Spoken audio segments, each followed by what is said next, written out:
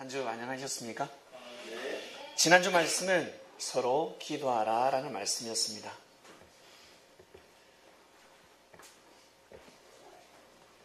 괴로울 때 기도하라 였습니다. 여러분, 괴로우면 기도가 나오지 않습니다. 정말 괴로우면 기도를 할 수가 없습니다. 괴로우면 답을 찾습니다. 괴로울 때, 힘들 때 답을 찾지 않습니까? 그때 답이 바로 기도라는 것입니다. 모르고 살아왔습니다. 살아가다 보면 참 많은 말들이 있습니다. 우리 집에도 많은 말들이 있고, 그리고 옆집에 가더라도 옆집에도 많은 말들이 있고, 우리 동네에도 많은 말들이 있고, 말회관에 가보셨습니까? 말들이 많습니다. 그러다 싸우지 않습니까? 왜? 내 말이 옳다. 네 말이 틀렸어. 아니야, 이 아저씨 말이 옳아. 서로 싸우기 시작합니다. 왜? 자신이 생각하는 말이 옳다고 생각합니다. 말을 다른 말로 길입니다. 길, 인생의 길입니다. 그래서 말을 잘못하면 길이 꼬이게 되어 있습니다. 길이 꼬인다는 것은 삶이 꼬인다는 것입니다. 그 삶을 풀기 위해서는 말을 잘해야 합니다. 우리 옛 어른들이 하신 말씀이 있습니다. 한마디에 천냥빚을 갚는다 했습니다. 혹시 천냥빚을 탕감받아 보신 분 계세요? 나 천냥을 빚졌는데 말을 잘해서 탕감을 받았다 하시는 분 계십니까? 저는 탕감을 받지는 못했지만 탕감을 해준 적이 있습니다. 저한테 천냥을 빚진 사람이 있었습니다. 제가 저 복이 어떻습니까? 꼼꼼하게 생겼지 않습니까? 그 천냥은 받아내야 됩니다. 열냥도 아니고 백냥도 아니고 천냥이었습니다. 반드시 받아야 합니다. 왜? 그 천냥이 있어야 내가 살 수가 있으니까. 그런데 그 사람 말 한마디에 제가 천냥을 없는 걸 내줬습니다. 돌아서서 살짝 후회가 되었지만, 그리고 정말 말 한마디가 이렇게 중요한 것이구나 라는 것을 알게 되었습니다.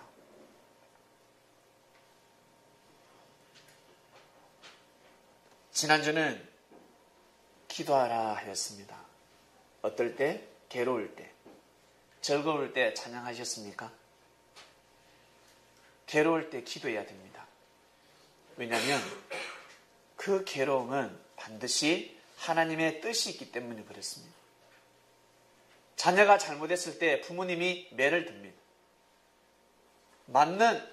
매를 맞는, 종아리를 맞는 자녀는 부모님이 너무너무 싫습니다. 아버지 얼굴을 보기도 싫어요. 근데 부모님은 자녀를 때릴 때는 이것은 사랑의 매입니다. 반드시 뜻이 있습니다. 내가 너를 올바로 키우기 위함이다. 너의 생각을 바꾸기 위함이다. 빌어요. 잘못했습니다. 빌어요. 이거 가지고 안 돼요. 반드시 맞아야 합니다. 빈다고 해서 용서를 해주면 아니 됩니다. 반드시 해초리를 한 차례라도 때려야 됩니다. 두 차례라도 때려야 합니다. 빈다고 다 용서해주면 큰일 납니다. 그 아이는 나중에 큰 사고를 치게 되어 있습니다. 부모가 매를 들 때는 반드시 뜻이 있습니다. 이처럼 우리가 살아가면서 환난이 올 때가 있습니다. 고난이 올 때가 있습니다. 그때 반드시 뜻이 있습니다. 친구가 계획적으로 나를 사기를 쳤습니다. 그 친구는 사기를 쳐서 내가 괴롭지만 내가 이때 올바른 마음을 먹게 되면 뜻이 일어납니다. 그래서 하나님은 전지전능하다 하십니다. 불가능을 가능케 만드시는 하나님. 화를 복으로 만드시는 하나님. 사람은 모략을 하고 계략을 해서 사기를 치고 화를 자초합니다. 화를 줍니다. 그런데 화를 받는 사람이 마음을 잘 먹게 되면 그 화가 복으로 바뀌게 됩니다. 우리 인생을 사신 우리에게 어른들이 계십니다. 그렇지 않습니까? 화가 왔을 때, 어려움이 왔을 때 내가 마음을 잘 먹게 되면 이것이 복으로 바뀌게 됩니다. 엘리야 시대 때는 지금부터 2870년 전입니다. 2870년 전에 어떤 일이 있었냐면 가뭄이 들었습니다. 가뭄이 들면 즐거움은 사라지고 괴로움밖에 없습니다. 나도 괴롭고 여러분도 괴롭고 곳곳에서 통곡하는 소리가 들렸습니다. 아이고 아이고 아이고 너무 힘들다는 것입니다. 왜? 못 먹으니까. 오늘 아침에 아점 드시고 오셨습니까? 못 드신 분 출출하시죠? 자, 못 드신 분 예배 끝나면 밥이 준비되어 있습니다. 근데 오늘은 밥이 없다고 생각해 보시기 바랍니다. 오늘 저승 없습니다. 저승 없으면 어때? 아이고 기쁨이 아니라 교회에서 왜 밥을 안 주지? 그 옆집에 밥 먹으러 나갔습니다. 식당에 밥 먹으러 왔습니다. 세상에 문이 잠겼네. 또 옆집 왔는데 또 문이 잠겼습니다. 기분 좋아요? 기분 오늘 하루 일찍 끝. 너무 안 좋아요. 세상에. 왜 이렇게 맛있는 데가 없지? 왜 음식 문을 열지 않을까? 이처럼 엘리야 시대 때 가뭄이 들었습니다. 먹고 살기가 너무 힘들었습니다. 내 집에도 양식이 없었고 옆집에 놀러를 가도 옆집에서 늘 친구가 맛있는 감자를 주고 고구마를 줬는데 이제는 감자 고구마를 주지 않습니다. 하루 종일 앉아있어도 고구마 하나 나오지 않습니다. 그러다 이웃 동네에 가서 친구들하고 노는데도 불구하고 이 어머니가 먹을 것을 주지 않는 거예요. 예전에는 부추전도 해주고 호박전도 해주고 감자도 삶아주고 돈가스도 해주고 돼지 갈비찜도 해주고 어떤 집에는 뷔페가 나왔는데 이제는 미숫가루도 없는 거예요.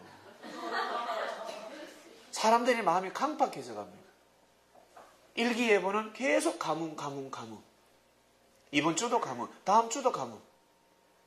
가뭄이 계속 진행이 됩니다. 사람들은 괴로워합니다. 모두 다 하나님을 원망합니다. 하늘의 신을 원망합니다. 바알 신을 숭배하는 자들은 바알 신을 원망하고 하나님을 믿는 사람들은 하나님을 원망하기 시작합니다. 이때 엘리야가 등장합니다. 사라밧에 있는 사람들에게 뭐라고 하였습니까? 이 괴로울 때 기도하라. 하나님께서 지금 섭리하고 계신다.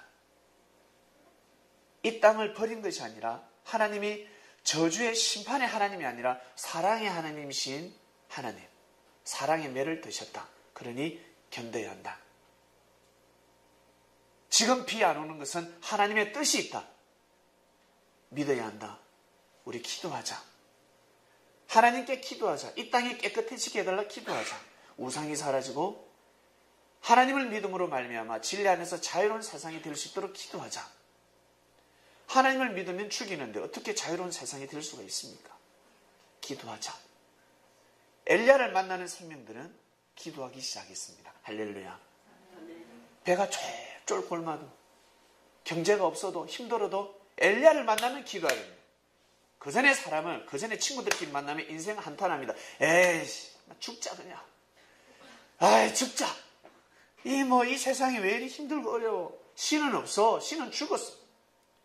그런데 엘리야는 그러지 않았습니다. 비가 반드시 온다. 하나님이 이 땅을 축복하기 위함이다. 참아라 견뎌라. 결국 엘리야 말대로 되었습니다. 엘리야가 하는 말은 바로 삶의 길을 내는 귀한 진리의 말씀이었습니다. 역사가 지나니까 알지 않습니까? 여러분, 인생의 길을 걸어가시다 보면 반드시 괴로울 때가 있습니다. 고난을 당할 때가 있습니다. 앞이 막막합니다. 그럴 때 지난주 말씀을 기억하시고 꼭 기도하시길 바랍니다. 꼭 기도를 하셔야 합니다. 몸이 아픈 사람들, 마음이 아픈 사람들, 영적으로 공고해서 영이 아픈 사람들 반드시 기도하시길 바랍니다. 우리는 주님을 만났습니다. 믿습니까? 주님을 만났을 때 어려움이 나에게 어려움이 닥칠 때는 반드시 뜻이 있지 않겠습니까?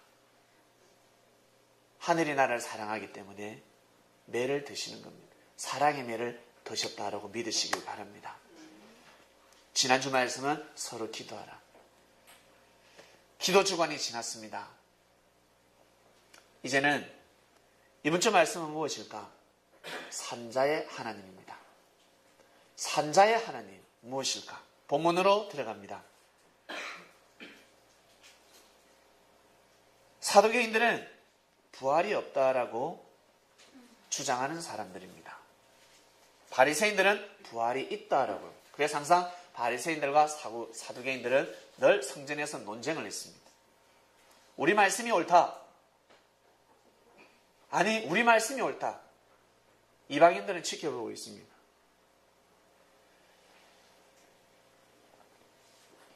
말씀이 헷갈리는 사람은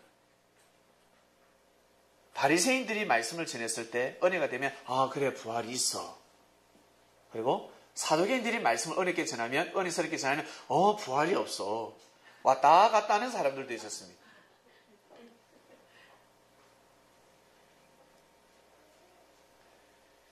한 번은 논쟁이 또 일어났는데 부활이 없다 하는 사두개인들이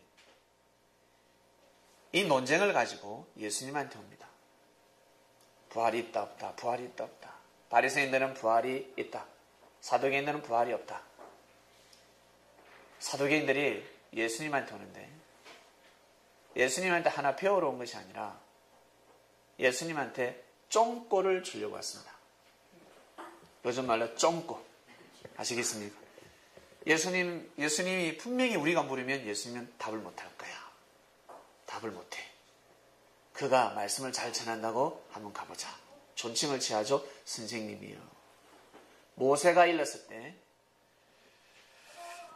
사람이 만일 자식이 없이 죽으면 그 동생이 그 아내에게 장가들어 형을 위하여 후사를 세울지니라 했나이다. 모세가 율법을 선포했는데 형이 죽었습니다. 그럼 형수가 있죠. 형수를 누가 취하냐면 동생이 형수와 결혼합니다.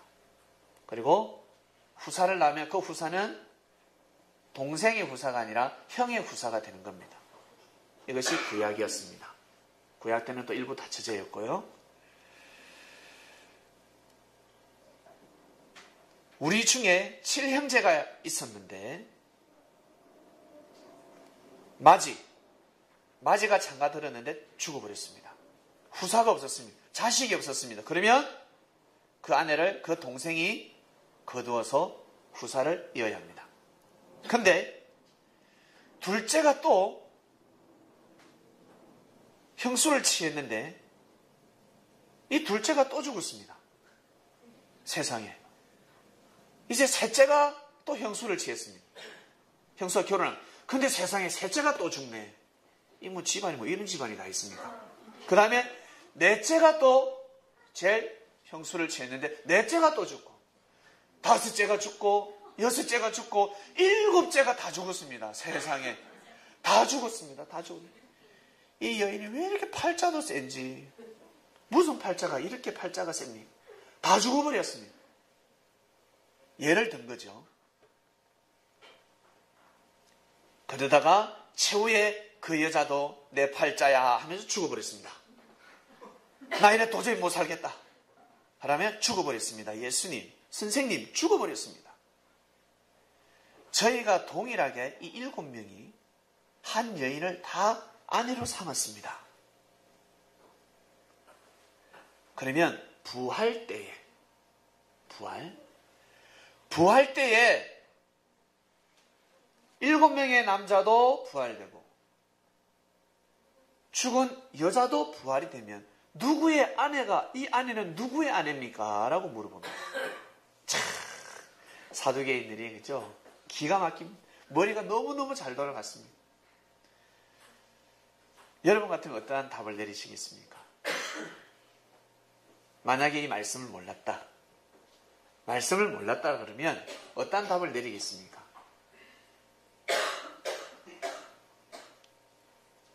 예수님이 뭐라 하시냐면 대답하여 가라사대 너희가 성경도 하나님의 능력도 알지 못하는 고로 오해하였다. 너희들이 지금 말씀을 모른다는 것입니다. 너희들은 지금 율법을 모른다. 모세가 선포한 말씀이 너희들 그 말씀을 지금 현재 풀지 못한다. 이 시기에 그 말씀을 풀 수 없다. 너희들. 부활 때에는 장가도 아니 가고 시집도 아니 가고 하늘에 있는 천사들과 같으니라. 이렇게 예수님이 퉁 쳐버렸습니다. 이 말씀을 풀 수가 없습니다. 이 말씀이 무슨 뜻이지? 헷갈려 버립니다. 죽은 자의 부활을 의논할진대 하나님이 너희에게 말씀하신 바 나는 아브라함의 하나님이요 이삭의 하나님이요 야곱의 하나님이로다 하신 것을 읽어보지 못하였느냐? 읽었지요. 읽었습니다. 율법을 날마다 읽고 있습니다. 하나님은 죽은 자의 하나님이 아니요 산 자의 하나님이시다. 알겠니? 하나님은 죽은 자의 하나님이 아니라 산 자의 하나님이다. 무리들이 예수님의 가르침에 놀래버렸습니다. 여기에는 이렇게 짧게 주님이 말씀을 선포한 것이 아니라 많은 말씀을 선포하셨습니다. 핵심만, 주제만 기록이 되었을 뿐입니다. 예수님은 죽음을 두 가지로 말씀하십니다. 집에 가셔서 꼭 읽어보세요. 마태복음 8장 22절을 보시면 예수님이 뭐라고 하시냐면 한 제자가 아버지가 돌아가셨습니다. 예수님, 선생님, 제가 장례를 치르고 와야 되겠습니다. 예수님께서 뭐라 하시냐면 죽은 자들로 저희 죽은 자를 장사하게 하고 너는 나를 쫓으라. 죽은 자들로 죽은 자를 장사하게 하고 죽은 자가 죽은 자를 장사하게 하고 너는 나를 따르라. 나를 쫓으라. 해야 될 일이 있다. 너 아버지 영혼은 내가 책임질게. 하나님 곁으로 보내마. 죽은 자가 죽은 자를 장사하게 하고 너는 나를 따르라. 죽은 자가 죽은 자를 장사하게. 죽은 자가 죽은 자를 어떻게 장사할 수 있습니까? 이 의미를 잘 풀어야 합니다. 죽은 자들도 처음에 죽은 자는 하나님과의 관계성이 죽은 자들, 영적으로 죽은 자들입니다. 한마디로 여러분 쉽게 표현해서 구원받지 못했던 사람들. 영적으로 죽은 자들이 진짜 육신이 죽은 너희 아버지를 장사하게 하고 너는 나를 따르라 라고 했듯입니다. 그래서 죽음은 두 가지가 있는 것입니다. 육적 죽음과 영적 죽음이 있습니다. 그러면 부활도 두 가지가 있는 겁니다. 영적 부활이고 육적 부활이 있는 겁니다. 육적 부활이라고 하니까 진짜 육신이 살아난다고 믿으시면 아니 됩니다. 육신은 살아날 수가 없습니다. 바리새인들은 부활이 있다 했습니다. 바리새인들의 말도 틀렸고 사두개인들의 말도 틀렸습니다. 다 틀렸습니다. 바리새인들은 육신이 부활한다고 믿고 있었습니다. 하나님이 오시면 육신이 부활한다고 절대 믿고 있었습니다. 그래서 예수님을 믿지 못했습니다. 왜냐하면 예수님 오셨을 때 예수님은 부활을 시키지 않았습니다. 죽은 자들을 부활시키지 않았습니다. 영적으로 죽은 자들을 부활시키셨습니다. 하나님과의 관계성이 죽어 있는 자들, 엄부로 갈 수밖에 없고 지옥으로 갈 수밖에 없는 구원의 길에서 벗어난 생명들을 부활시켜 주셨습니다. 그들의 영혼이 영생하는 삶을 살 수 있도록 주님은 말씀으로 가르쳐 주셨습니다. 그래서 부활은 육적 부활이 아니라 영적 부활이었습니다. 그래서 예수님이 무덤에서 복음을 전하셨지요. 본문 보겠습니다. 예수님이 뭐라 하셨냐면 부활에 대한 정의를 내려주셨습니다. 내가 진실로 진실로 너희에게 이르노니 내 말을 듣고 또 나 보내신 이를 믿는 자는 영생을 얻었고 심판에 이르지 아니하나니 사망에서 생명으로 옮겼느니라. 사망에서 생명으로 옮기는 이 자체가 부활입니다. 25절. 진실로 진실로 너에게 이르노니 죽은 자들이 하나님의 아들의 음성을 들을 때가 오나니 곧 이때라. 죽은 자들이 하나님의 아들의 음성을 들을 때가 오는데 바로 부활하는 그때입니다. 부활을 맞이하는 그때입니다. 그럼 언제지? 그때가 곧 이때다. 지금이다 라고 하셨습니다. 예수님은 지금이다. 아버지께서 자기 속에 생명이 있음 같이 아들에게도 생명을 주어 그 속에 있게 하셨고 27절. 또 인자됨을 인하여 심판하는 권세를 주셨느니라. 내가 그 권세를 가지고 왔다라고 지금 말씀하시는 겁니다. 이를 기이 여기지 말라. 무덤 속에 있는 자가 다 그의 음성을 들을 때가 오나니. 그때가 언제? 바로 이때입니다. 무덤 속에 있는 자들이 하나님의 아들의 음성을 들을 때가 온다는 겁니다. 그때가 언제? 바로 이때라는 겁니다. 예수님이 공동묘지 가서 복음 전하셨습니까? 무덤 앞에서 전하셨습니까? 공동묘지에서 복음을 전하셨습니까? 아닙니다. 여기에서 말하는 무덤은 진짜 무덤이 아닙니다. 생각이 죽어 있습니다. 마음이 죽어 있습니다. 영적으로 죽어 있습니다. 하나님과의 관계성이 죽어 있습니다. 하나님의 섭리가 어떻게 이루어지는지 모르고 있습니다. 사람을 통해서 역사하시는 하나님의 섭리를 모르고 있습니다. 그래서 사람을 함부로 대하고 있습니다.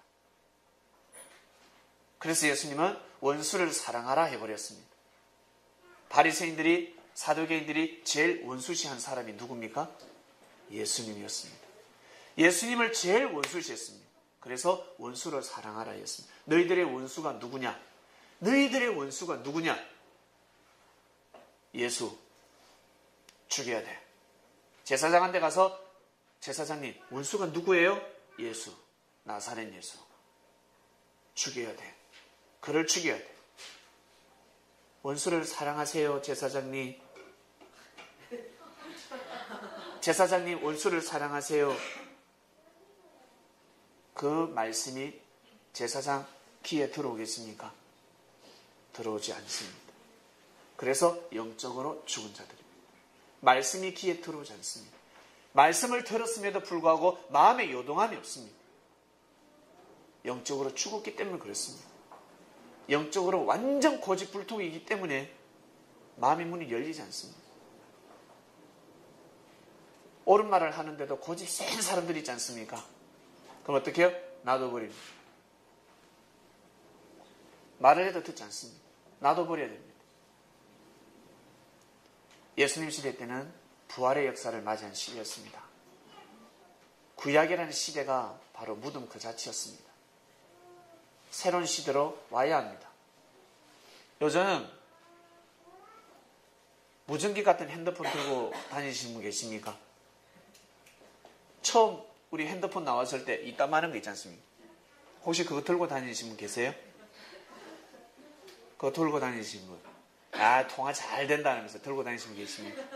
요즘은 아주 납작한 스마트폰 시대입니다. 컴퓨터가 이 안에 폰에 들어있습니다. 냉장고 같은 거를 들고 다니면, 이 큰 걸 들고 다니면 우리가 야, 저 사람 부자다, 멋있다 그러겠습니까? 아니면 이상하다 저 사람 왜지? 옆에서 멀리서 보면 그럽니다. 야, 저거 전화기 아니야. 맞다. 아니야, 아령이다, 아령. 야, 운동하고 있는 거야 지금.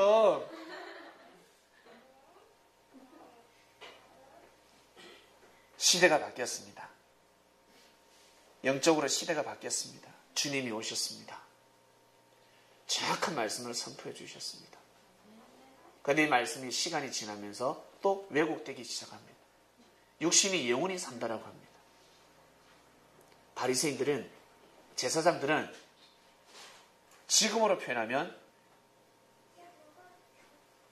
최고 신학대학, 신학대학원을 나온 사람들입니다. 지금으로 보면 박사학위를 가진 사람들이었습니다. 박사들입니다.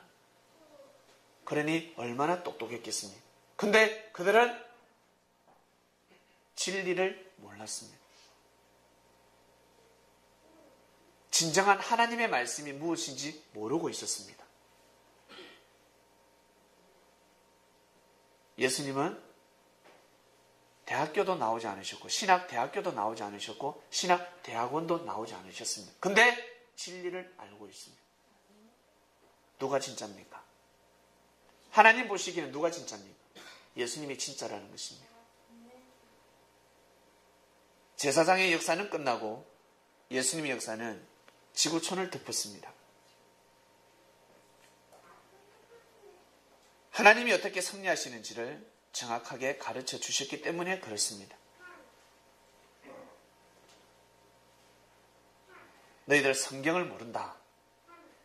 육신이 살아난다고 믿지 마라. 육신은 살아나지 않는다. 육신은 흙으로 돌아간다. 너희들의 영혼이 영생한다. 고로 너라는 존재가 영원히 살게 된다. 그것을 믿어라. 육신은 흙으로 돌아갈 뿐이다 라는 것을 정확하게 가르쳐 주셨습니다. 근데 바리새인들은 이 말을 듣지 않습니다. 예수님의 말씀이 틀렸다고 합니다. 지금도 믿고 있습니다. 유대인들은 지금도 믿고 있습니다. 혹 이스라엘을 가보셨습니까? 이스라엘에 가보면 감난산이 있습니다. 감난산. 감난산에서 내려와서 예루살렘으로 들어가는데 언덕이 있는데요. 예루살렘 이 성은 원래 8개의 문이 있었습니다. 지금 한 문은 굳게 닫혀져 있는데 골드문이라고 합니다. 붉은 벽돌로 막아놨습니다. 왜 막아놨을까? 그리스도 메시아가 오면 그 문을 열고 들어온다는 전설이 있습니다. 그것을 믿고 있습니다. 감난산에서 내려오는 그 길에 은빛 석관들이 가득해져 있습니다. 은빛 석관. 그리고 지금 번호표까지 살아생전에 그 번호표를 받습니다. 은행에 가면 번호표를 뽑듯이 내가 죽으면 이 자리에 묻어달라는 번호표가 있습니다. 그리고 그 자리는 비쌉니다. 은빛 석관들이 반짝반짝 빛나고 있습니다. 왜 거기에 묻힐까? 거기에 묻히면 가문의 영광입니다. 메시아가 오면 부활되니까 은빛 석관이 싹 열립니다. 은빛 석관이 쫙 열리면서 어때요? 죽은 자들이 싹 벌떡 일어난다. 죽은 자들이 벌떡 일어난다 믿고 있습니다. 혹시 그곳에 묻히고 싶습니까? 그래서 우리 기독교에서 화장 문화가 장례 화장 문화가 들어왔을 때 제일 반대했습니다. 왜? 부활하는데 애로사항이 있으니까. 부활하는데 애로사항이 있기 때문에 반대했습니다. 무시했기 때문에 그렇습니다. 육신은 부활할 수 없습니다.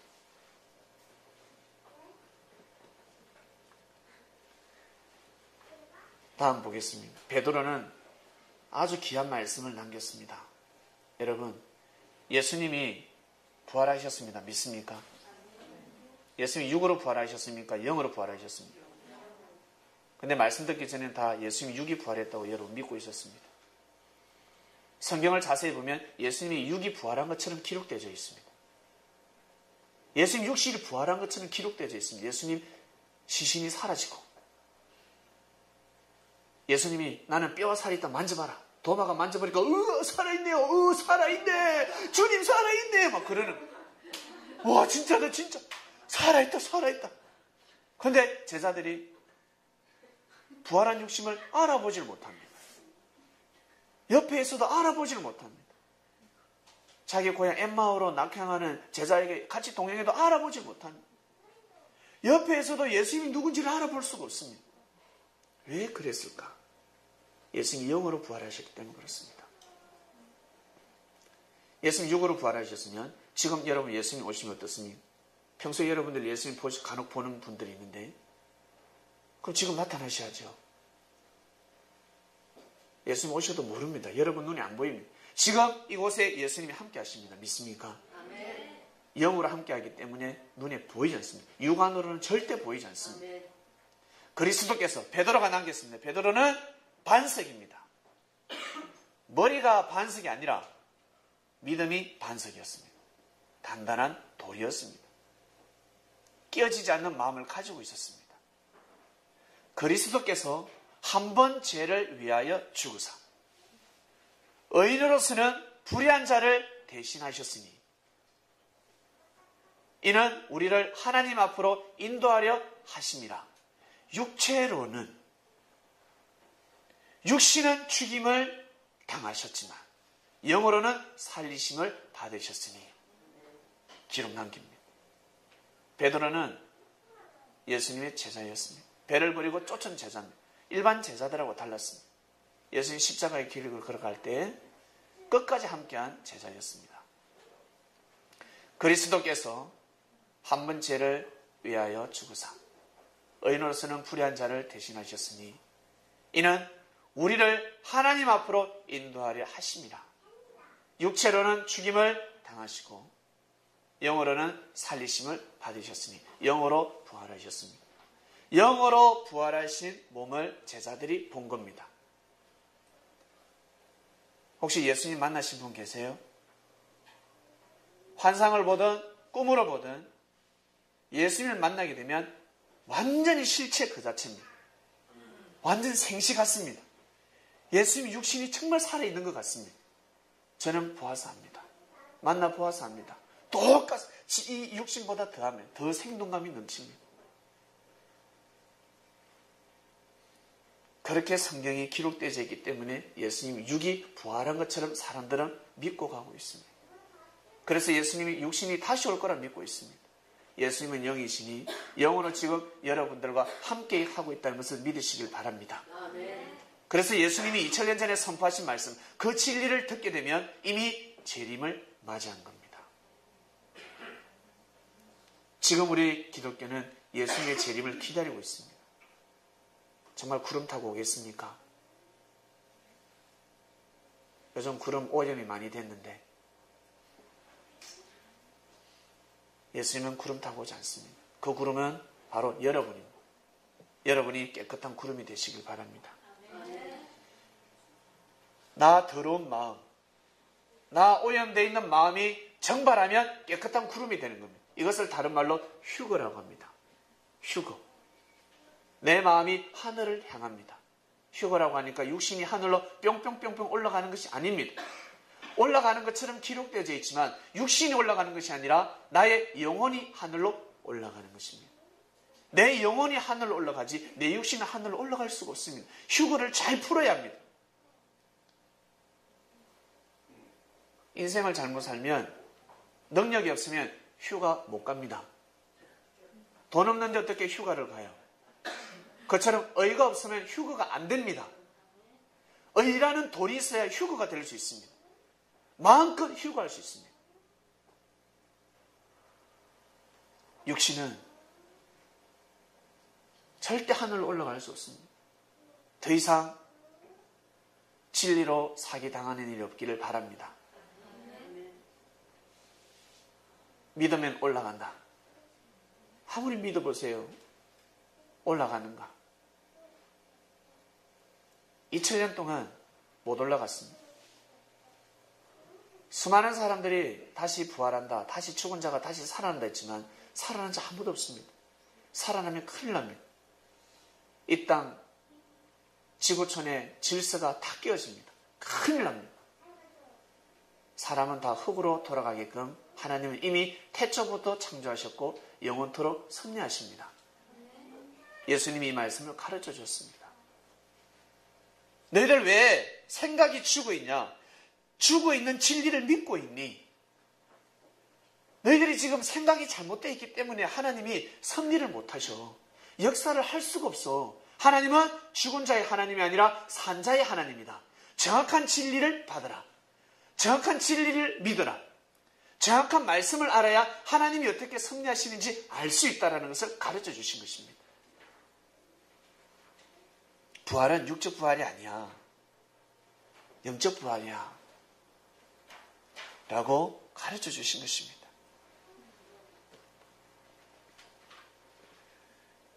여러분, 삶을 살아가실 때 친구들하고 대화를 나누다가 잘못된 생각, 잘못된 사상과 정신을 진리라고 우깁니다. 이것이 맞아, 이것이 맞아. 그럼 여러분 뭐라고 합니까? 저 죽는다. 그러죠? 사업을 하는 사람, 잘못된 사업에 투자를 하고 있습니다. 그럼 뭐라고 합니까? 저 죽는다. 가다가 망한다. 라는 표현을 합니다. 근데 자기는 맞아요. 자기는 은혜를 받았고 감동을 받았습니다. 이 일을 해야 돼. 근데 옆에서 야, 안 돼. 죽는다. 하면 안 돼. 망해.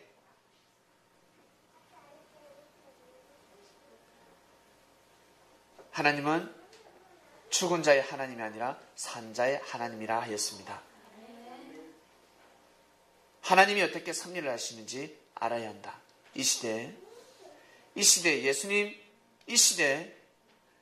예수님이 누군지를 정확하게 알아야 합니다. 예수님이 주님이라는 사실을 알아야 하는데 사두개인들은 바리새인들은 몰랐습니다. 그러니 예수님과 대화가 되지 않습니다.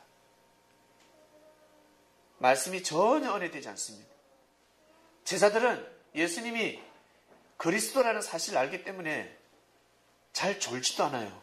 와! 예수님이 별 말씀을 하지 않으셨는데도 감동받아서 아멘, 아멘. 사두개인들이 볼 때는 이 예수님 제자들이 약간 이상한 겁니다. 바리새인들이 볼 때는 이상한 거예요. 이상해 보입니다. 이상하다. 저들이 왜 저렇게 웃을까? 왜 저렇게 즐거워하지? 즐거워할 일도 아닌데 왜 저렇게 즐거워하지? 왜 저렇게 기뻐하지? 별거 아닌데 왜 저렇게 춤을 추지?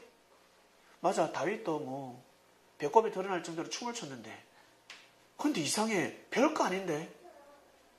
저 보니까 살아가는 거 보면 저 월급이 올랐나? 연봉이 올랐나? 아니면 저 남자가 생겼나? 여자가 생겼나? 저 사랑하는가 봐. 야, 저 결혼을 앞두고 있는가 보다. 그러니 저렇게 얼굴이 활짝 폈지. 그러지 않고서는 그럴 수가 없어. 근데 가만히 보면 월급도 오르지 않고 사업도 잘 되지 않고 결혼을 앞두고 있지도 않고 근데 춤을 추고 즐거워합니다. 무엇 때문에? 예수님을 만났기 때문에 그렇습니다. 하나님이 함께하고 계신다는 것을 깨달았기 때문에 그렇습니다. 하나님이 지금 나와 함께하고 계시는구나. 산자의 하나님. 하나님이 지금 내 삶 가운데 함께하고 계시는구나. 예전에도 함께 하셨구나. 내가 하나님을 믿기 전에 이방인들. 내가 하나님을 믿기 전에 나는 하나님이 함께 하시지 않고 하나님한테 버림받은 생명이라는 생각이었는데 예수님의 말씀을 듣고 보니 태어날 때부터 지금까지 하나님이 나와 함께하고 계셨구나라는 것을 알게 되는 것입니다. 사마리아 여인이 크게 넘어가는 겁니다. 예수님이 이방 땅에 가서 복음을 전하셨습니다. 바리새인들은 사두개인들은 제사장들은 절대 이방 땅에 가지 않았습니다.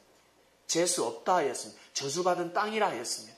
그러나 예수님은 이방 땅에 발걸음을 하셨고 말씀을 가르쳐 주셨습니다.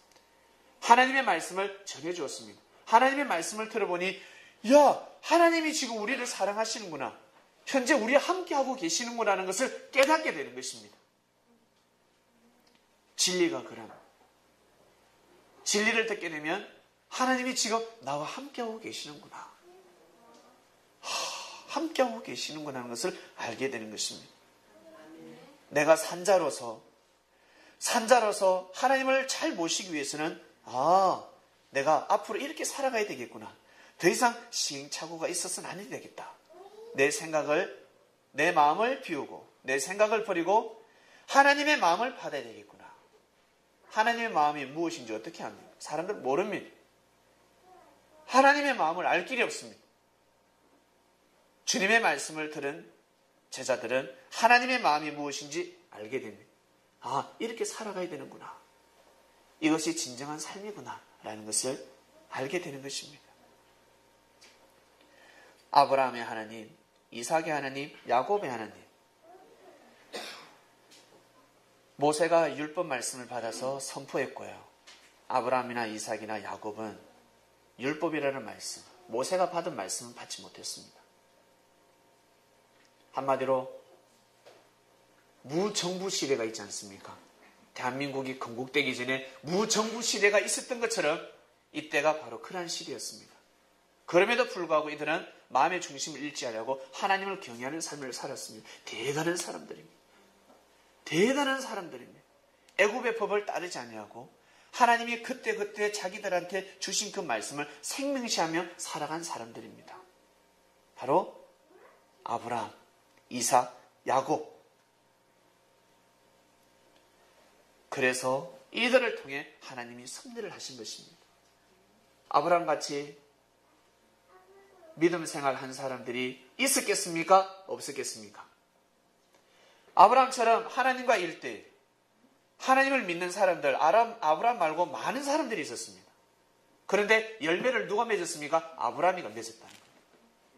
그래서 역사가 지나간 후에 성경은 기록되어지는 겁니다. 그 시대 때 아브라함이가 이랬어, 아브라함이가 이랬어, 기록을 할 수가 없습니다. 수많은 사람들이 하나님을 믿고 있었습니다. 그런데 그 중에 아브라함이가 믿었던 하나님, 아브라함이가 걸어갔던 그 길이 바로 하나님의 섭리의 길이었다는 것입니다. 시간이 지나면 알게 되는 겁니다. 수많은 사람들이 운동을 가르치고 코치가 있습니다.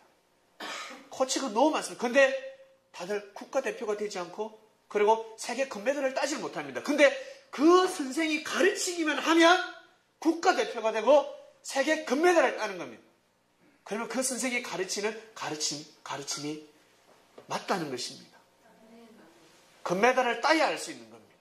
그전에는 모릅니다. 서로 자기 방법이 옳다고 합니다. 야, 내 가르침이 옳아. 결국 우리 서울대학교 만점 맞은 사람들, 그들한테 가서 물어보아야죠. 공부 어떻게 했습니까? 나는 교과서를 중심해서 공부했습니다. 공부 못하는 우리들은, 공부 잘하는 학생들은 그 말이 옳다 하지만 공부 못하는 우리들은 저를 지칭하는 겁니다. 공부 못하는 저는 그 친구의 말이 감동되지 않습니다. 교과서를 봐도 또 봐도 또 봐도 답을 모르겠습니다. 조그만 응용이 되면 머리가 헷갈려 버립니다. 문자적으로 그대로 어떻게 문제를 내야 답을 쓸 수가 있습니다. 그것도 썰똥말똥인데 조그만 응용시키면 풀 수가 없어요. 풀 수가. 근데 모든 문제는 교과서를 중심해서 응용되어져 나온다라는 뜻입니다. 그래서 기본을 충실하게 해야 된다. 교과서를 충분하게 다 이해를 해야 이것을 기본으로 삼아야지만이 다른 시험을 풀 수 있다는 뜻입니다.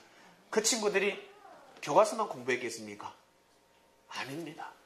교과서를 기본으로 삼았습니다. 근데 공부 못한 애들은 교과서를 기본으로 삼지 않습니다. 네, 어때요? 좋은 학원, 좋은 선생님 쫓아다니면서 문제를 적고 기본을 아무것도 몰라. 그렇게 살아가다가 시험 출제가 딱 되면 헷갈려버려요. 기본을 충실해야 됩니다. 이 성경은 역사가 지난 후에 기록이 되었습니다. 예수님 당대 때 예수님 하신 말씀이 기록되어진 것이 아닙니다. 역사가 지나고 나니까 그 시대에 수많은 메시아가 있었는데, 수많은 예수라는 이름을 가진 자들이 있었는데, 나중에 후대 기록할 때 어떻게 나사렛 예수라고 기록하잖아요. 수많은 예수, 동명이인들이 너무 많았습니다. 그리고 자칭 그리스도 메시아라는 사람이 너무 많았습니다.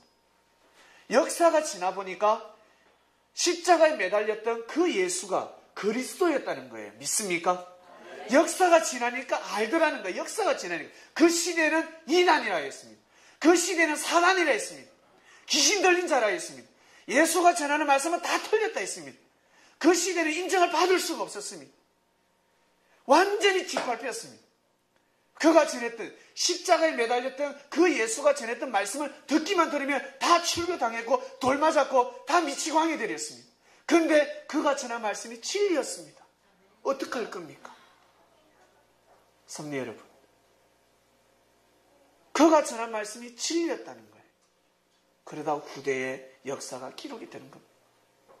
당대에는 기록할 재간이 없었습니다. 기록을 못합니다. 그래서 유물 발굴하는 학자들이 이스라엘 땅을 다 뒤지지 않습니까? 두루마기가 나오나 싶어서, 혹시 그 시대 말씀 기록한 말씀이 있나 싶어서. 젠장, 전신의 제자들이 기록하는 제자들이 없었어요. 당대에 기록을 못해. 할 수가 없었어. 해도 거세를 다 당하고. 결국 역사를 쫓고 쫓아서 성령으로 성경이 기록됩니다. 믿습니까? 하나님의 큰 은혜로 기록이 되어졌습니다. 이제는 그 산자의 하나님을 그토록 믿고자 했던 하늘을 갈구하고 다 먹고 살기 바쁜데 자기 갈 길 다 바빴어요. 그러나 그 시대 때마다 자신의 삶보다 가정의 삶보다 먼저 하나님이 원하는 삶이 무엇인지 알고자 하는 자들이 있었습니다. 그런 자를 통해서 하나님은 시대를 이끌어 오셨습니다. 아브라함의 하나님, 이삭의 하나님, 야곱의 하나님. 지금은 우리는 너무나 잘 먹고 잘 사는 시대가 왔습니다.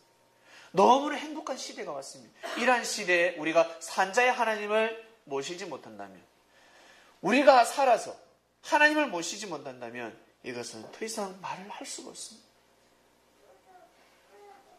지난 선조들, 믿음의 선조들에게 할 말이 없습니다. 엘리야가 살아나면 우리는 맞아 죽습니다. 큰일 납니다. 산자의 하나님, 여러분이 산자가 되시길 바랍니다. 죽은 자가 되지 마시고 산자의 하나님, 내가 살기만 살면 하나님은 함께 하신다는 것입니다. 마음판에 말씀을 새기시길 바랍니다. 진리를 새겨야 합니다. 다른 사람 말은 듣지 않아도 말씀은 반드시 들어야 합니다. 말씀 앞에 아멘 하시길 바랍니다. 진리를 생명이시 하시며 귀한 삶을 살아가시길 바랍니다. 이번 한 주간에는 산자의 하나님입니다. 여러분 물론 다 사셨습니다.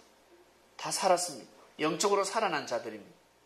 영적으로 살아났으니 진리를 먹고 끝까지 그 길을 걸어가시길 바랍니다. 여러분 아픈 사람한테 가면 뭐라고 합니까? 병이 들어서 침상에 있는 사람들, 그리고 갑자기 아파서 집에서 요양을 하는 사람들 가서 여러분 뭐라고 합니까? 뭐라고 하세요? 그런 사람들한테 먹어라. 먹어야 산다. 입맛이 없어. 안 넘어가. 먹어야 된다. 밥, 고개, 밥 많아. 반 숟가락에서 넣어주잖아요. 못 먹으면 씹어서 죽으로 만들어서 엄마가 아들한테 넣어줬습니다. 예전에 죽을 못 끓이니까. 불이 없으니까. 그 양식들 떡을 꼭꼭 씹어가 죽을 만들어서 넣어줘요. 미음이라 그러죠. 줍니다. 드세요. 먹어야 사는. 씹지 못하는 사람에게는 어때? 씹어서. 이빨 없는 사람들은 어때요? 못 씹으니까 옆에서 씹습니다. 근데 너무 많이 씹으면 단물 다 빨아먹습니다. 적당히 씹어서 입에 넣어줘요. 영양가 적당히 씹어서 넣어줘요. 야 이놈아, 네가 영양가 다 먹고 맛없는 거 좀 네가 단말 다 빨아먹고 먹어야 삽니다. 안 먹으면 죽습니다. 반드시 음식을 먹어야 합니다. 그처럼 예수님 시대 때는 반드시 진리를 먹어야 합니다. 무덤에 있는 자들이 다 그의 음성을 들을 때가 오나니 바로 이때다였습니다. 예수님 자신을 가르치는 겁니다. 이때다. 이때 이 말씀을 들어라. 여러분 말씀을 꼭 드셔서 산자의 하나님을 모시길 바랍니다. 기도하고 마치겠습니다. 하나님 감사합니다. 오늘 말씀은 산자의 하나님이라는 말씀을 듣게 되었습니다. 아브라함의 하나님, 이삭의 하나님, 야곱의 하나님. 이스라엘 백성들은 너무나 중요한 때를 맞이했습니다. 아브라함의 혈통이 이어져서 민족을 이루었는데 이들은 믿음이 살아있는 자들이었습니다. 그런데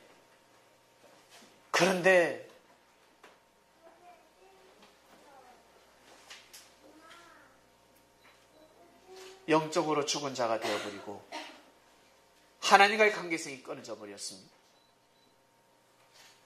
귀한 진리가 선포되는데도 불구하고 말씀을 받아들이지 않습니다.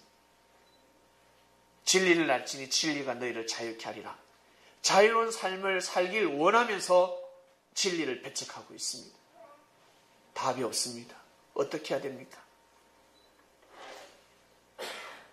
부활은 육적 부활이 아니라 영적인 부활이다. 육신은 살아날 수가 없어. 그러니 여기 가운데 돈 많은 자들이여, 굶어 죽어가는 병든 자들이 있다. 그 형제들을 돌보도록 하라. 그 재산을 무덤 속에 가지고 가겠니? 예수님을 만난 제자들, 육적으로 뛰어난 자들, 부자들이 있었습니다. 너희들 형제를 돌봐라. 육신이 영원히 살 수 없으니 그 물질 가지고 갈 수 없다.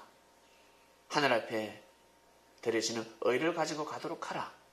의를 행하라. 나와 같이 모으자. 제자들은 주님을 만남으로 인해 새로운 삶을 살게 되었습니다.